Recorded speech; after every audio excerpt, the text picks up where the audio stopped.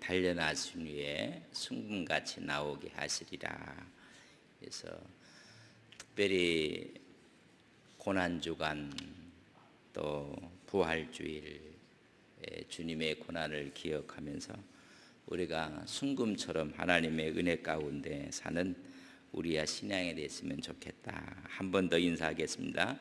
순금 같은 신앙을 가집시다.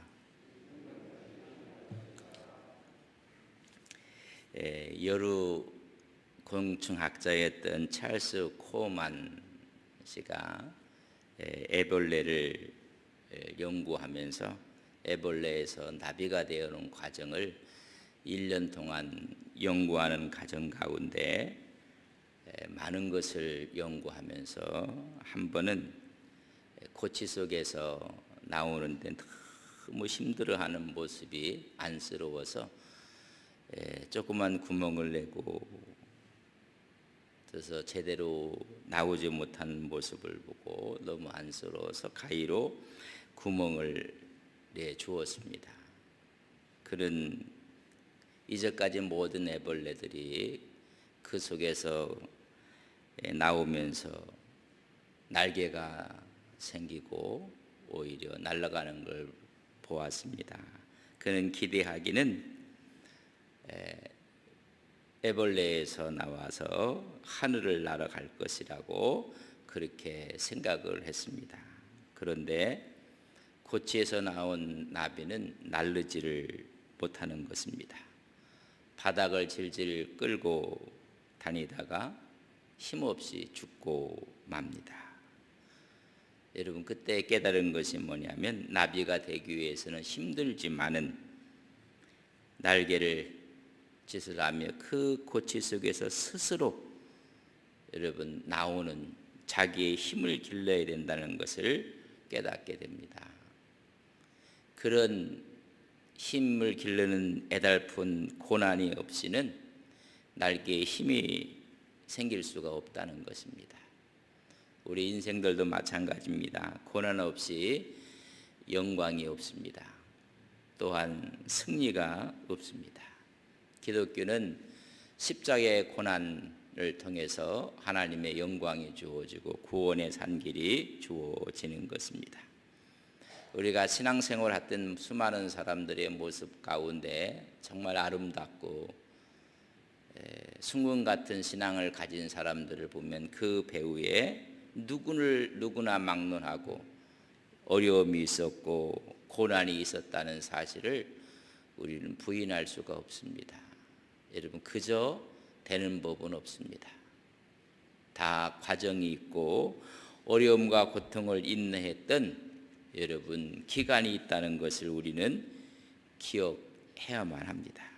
그래서 오직 성경, 오직 은혜, 오직 믿음, 오직 예수, 그래서 하나님께 영광을 돌리는 우리의 신앙은 그저 만들어지는 것이 아닙니다.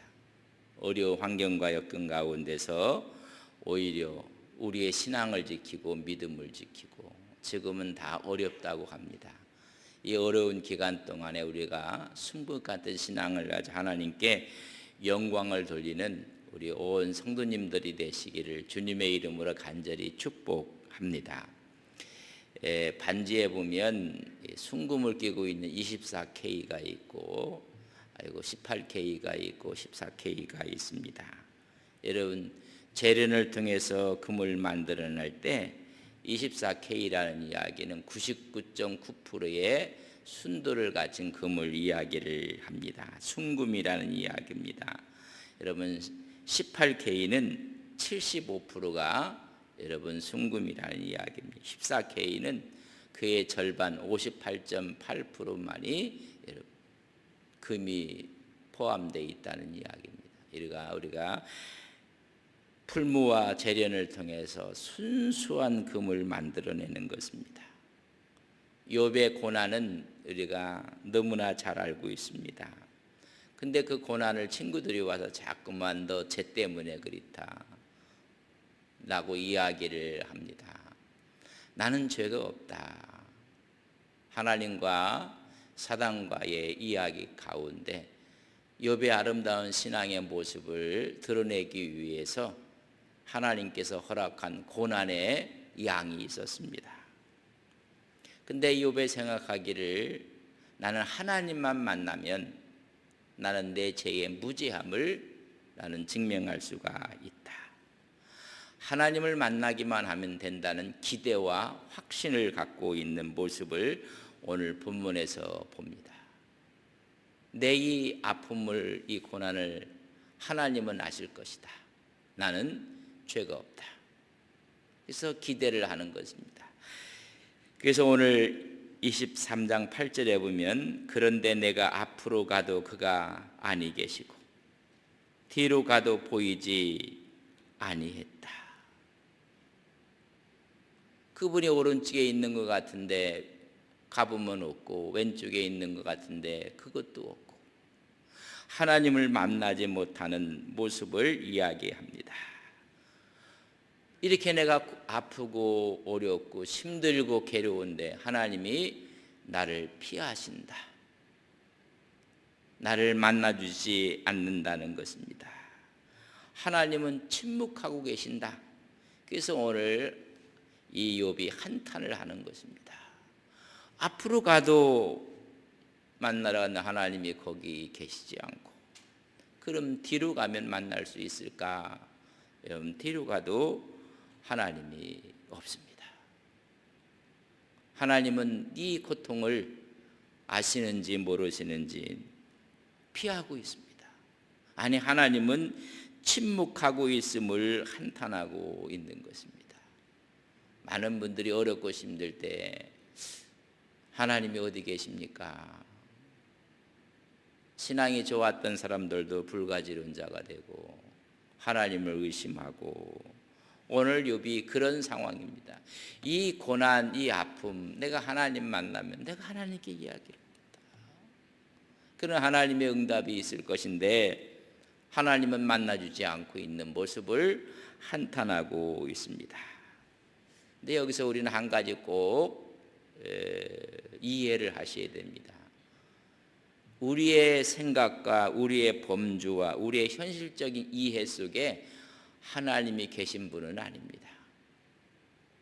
그렇다면 하나님은 우리 수준의 하나님이 되고 맙니다.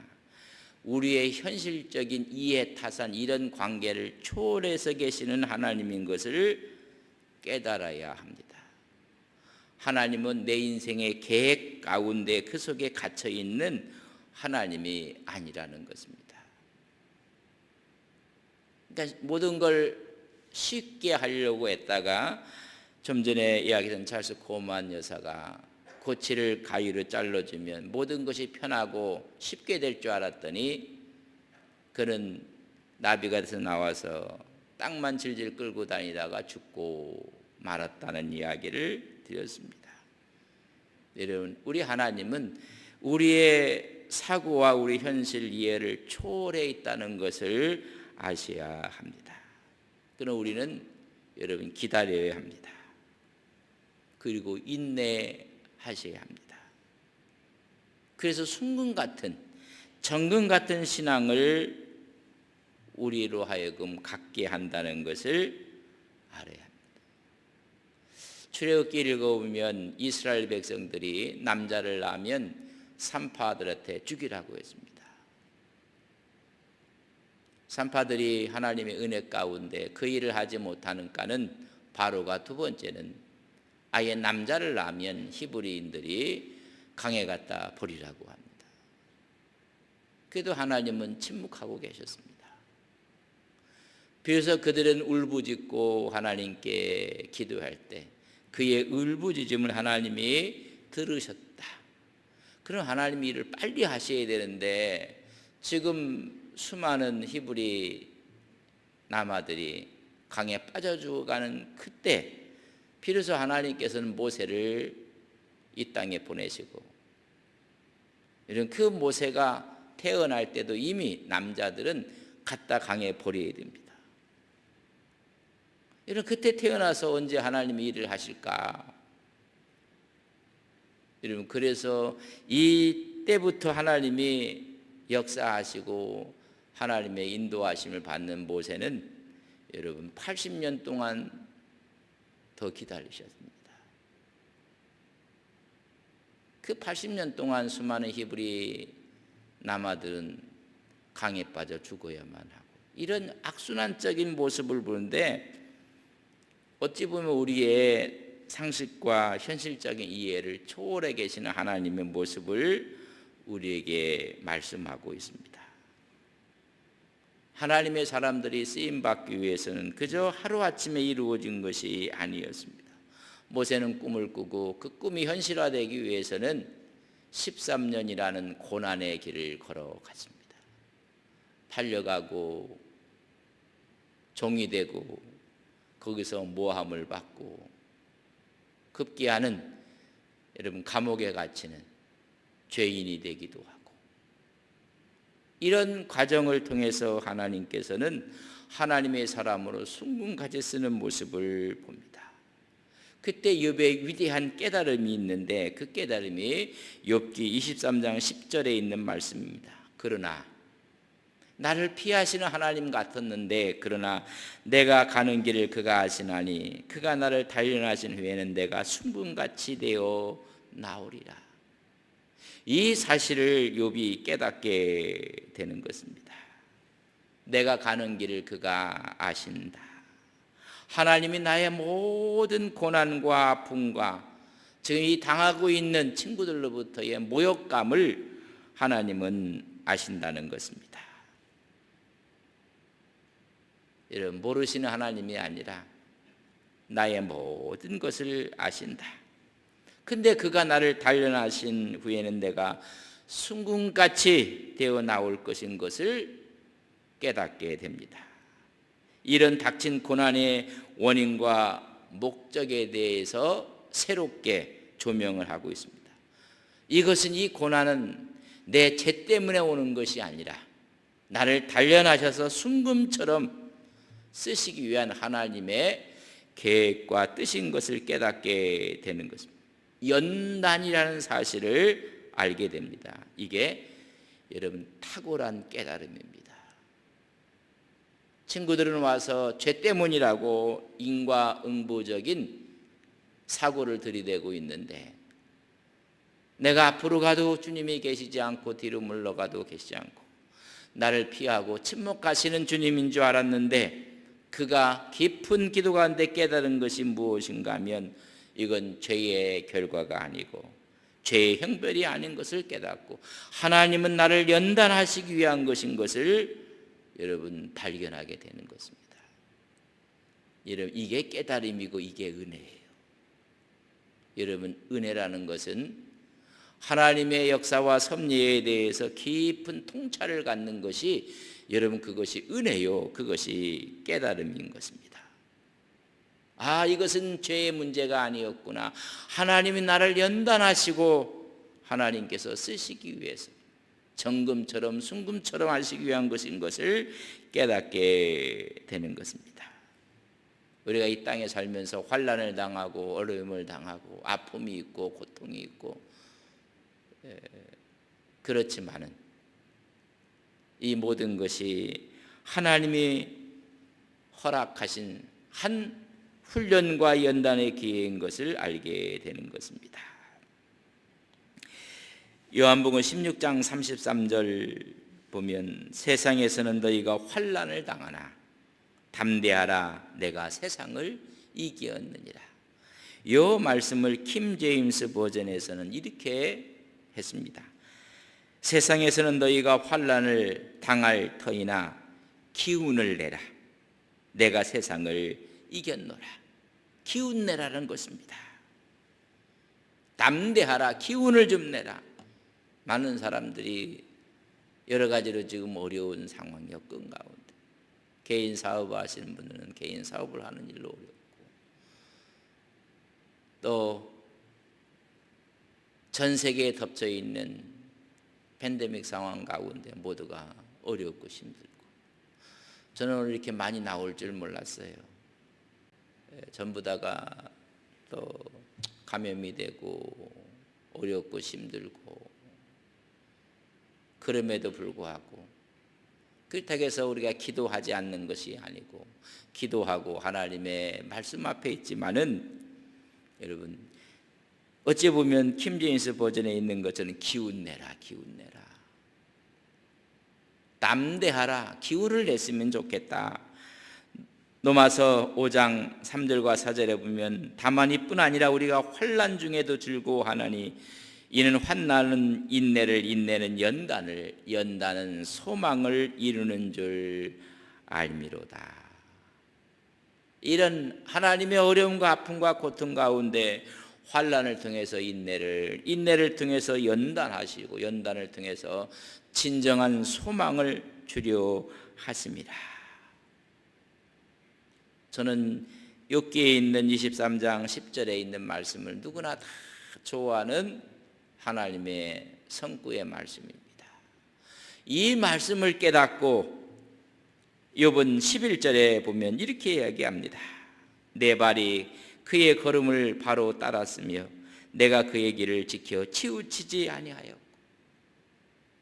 연단하신 하나님의 은혜를 깨달은 그는 내 발이 그의 걸음을 바로 따라갔다.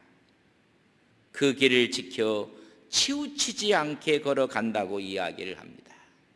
마지막에 보면 친구들은 책망을 받고 욥의 신앙으로 인해서 아름답게 욥이 회복되며 축복을 받는 모습을 보게 됩니다. 그뿐입니까?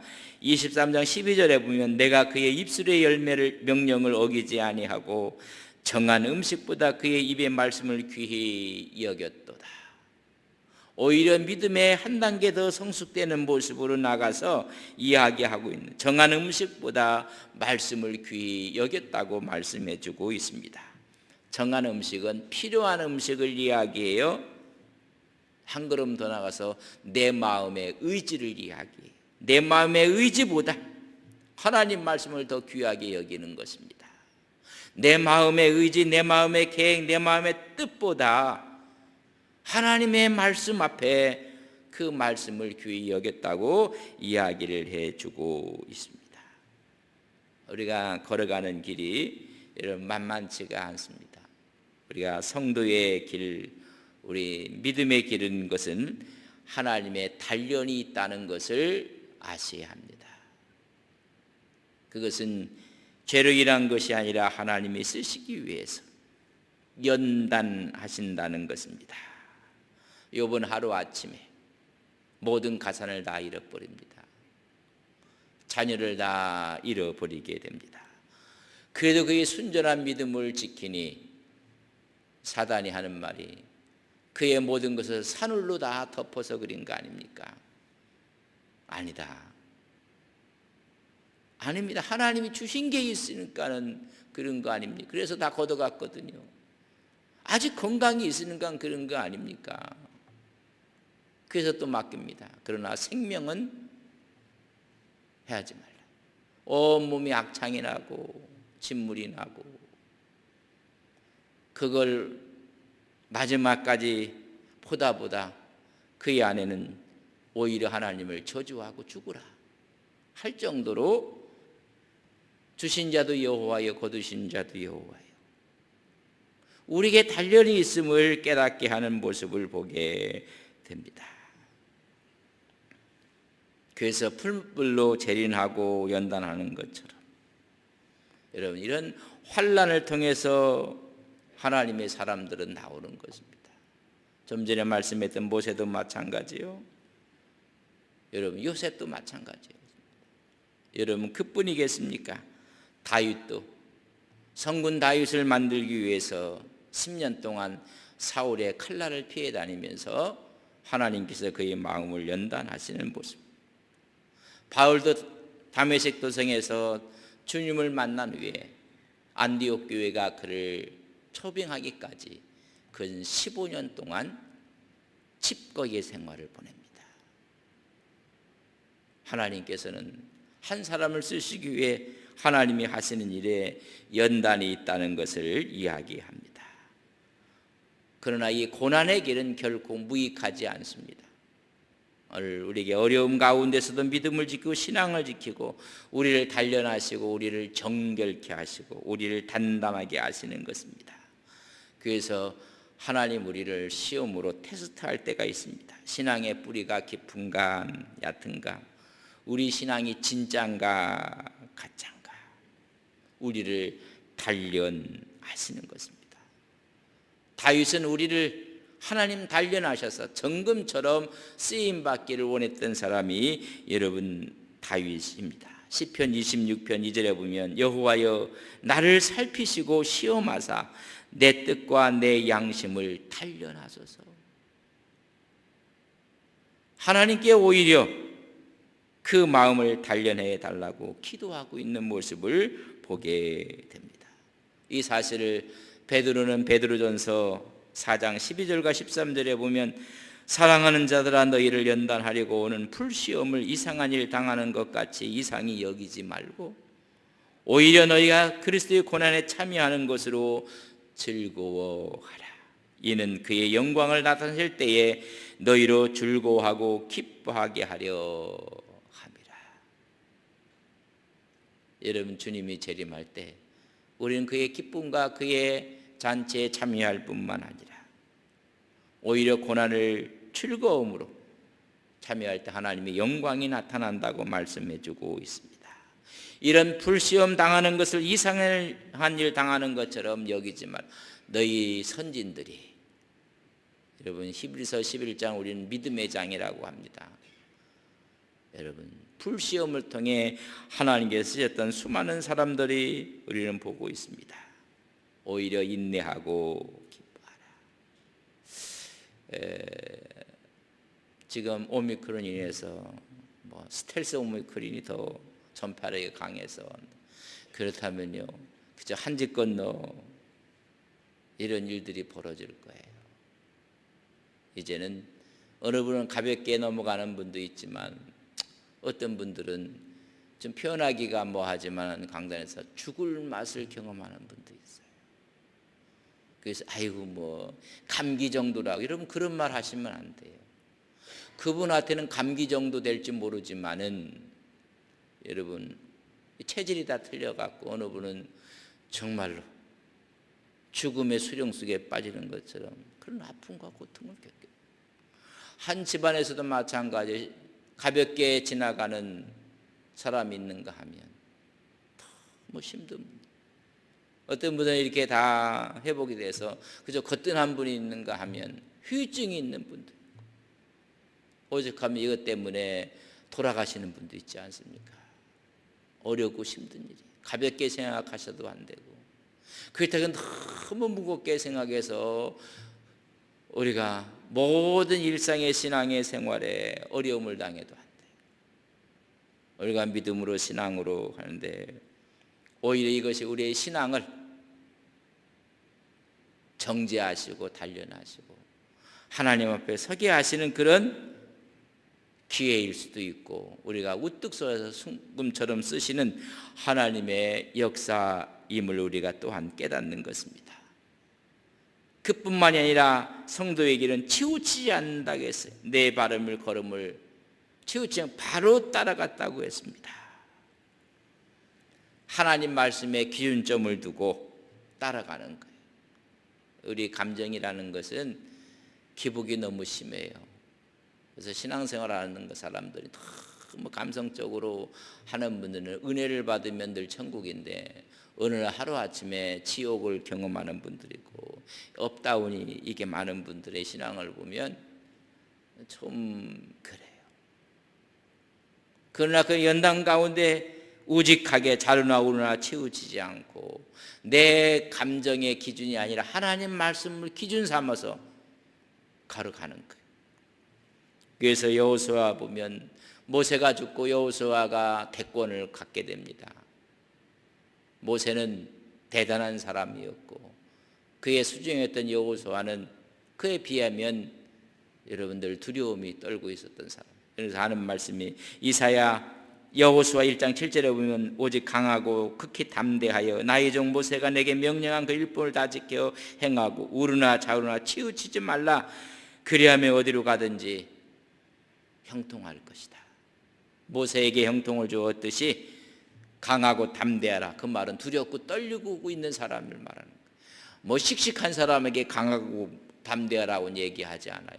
매소하고 움츠리고 그랬던 여호수아에게 너는 강하고 담대하라. 내 종 모세가 내게 명령한 그 율법을 다 지켜 행하라. 우왕좌왕하지 말라. 자르나 오르나 치우치지 말라. 우리가 그저 왔다 갔다 할 수가 있어요. 오늘 이 욥이 말하기를 내가 좌우로 치우치지 않고 그 길을 갔다고 이야기해주고 있습니다. 그뿐이겠습니까? 어떤 것보다 주의 말씀을 귀히 여겼다고 했습니다. 여러분 아픔이 오고 고통이 오고 그러면 하나님 말씀이 들려지지 않을 때가 있어요. 아니 그 어떤 것보다 하나님 말씀이 귀하게 와닿는. 그래서 오늘 그는 말하기를 그 하나님 말씀을 귀히 여겼노라. 하나님 말씀을 귀히 여기니 그것이 진리의 길이요 바로 그것이 연단의 길이며 영광의 길인 것입니다. 내가 길이요 진리요 생명이라. 그 길이 보여지는 것이고 우리를 담금질하셔서 불 속에 집어넣었다가 여러분 찬물 속에 또 집어넣기도 하고 불 속에 집어넣었다가 꺼내서 우리를 담금질하고 때리기도 하고 이런 풀무불을 통해서 재련하는 과정에 우리가 순금 같은 신앙을 갖게 하시는 거예요. 세상 것들과 이렇게 얽혀있던 그런 요소들이 하나하나 다 제거되고 오직 믿음으로 오직 은혜로 오직 말씀으로 앞으로 가는 그것이 순금같이 되는 영광의 길인 것을 우리로 하여금 깨닫게 합니다.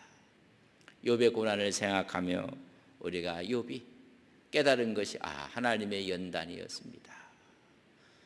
자르나 오르나 치우치지 않습니다.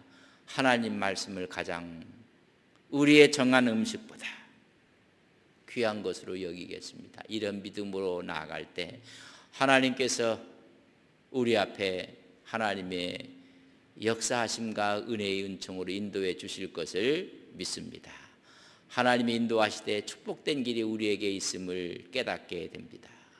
이런 하나님의 놀라운 역사하심으로 인해서 순금 같은 신앙을 간직하는 우리 온 성도님들이 되시기를 바랍니다. 고난주간도 있고 부활주일도 있습니다. 우리가 이런 고난을 넘어 하나님의 영광을 바라보면 순금 같은 신앙, 우리 한 번 더 인사하십니다. 순금 같은 신앙을 가집시다. 여러분 그 말 속에는 눈물이 있다는 사실을 아셔야 됩니다. 그 말씀 속에는 아픔과 고통이 있음을 아셔야 됩니다. 그것을 깨닫는 순간 내 눈에서 눈물이 흘러나올 때 여러분 우리 몸에서 강한 힘과 역사가 나타나는 것입니다. 이런 은혜의 역사가 우리 모두에게 있기를 주님의 이름으로 간절히 축복합니다. 우리 다